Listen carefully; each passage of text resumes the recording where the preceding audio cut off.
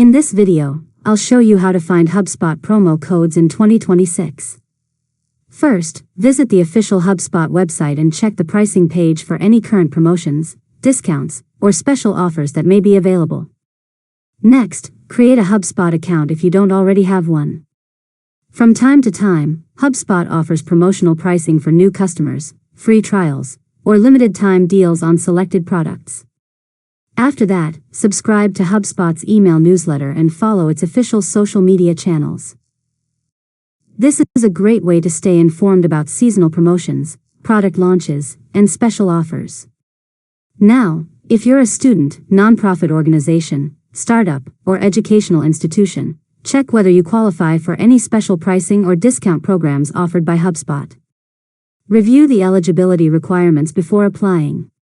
Finally, if you have a valid promo code, enter it during the checkout process and verify that the discount has been applied before completing your purchase. And that's it. You've successfully learned how to find HubSpot promo codes in 2026. If you found this tutorial helpful, make sure to subscribe to Learn Mode Lab for more tutorials.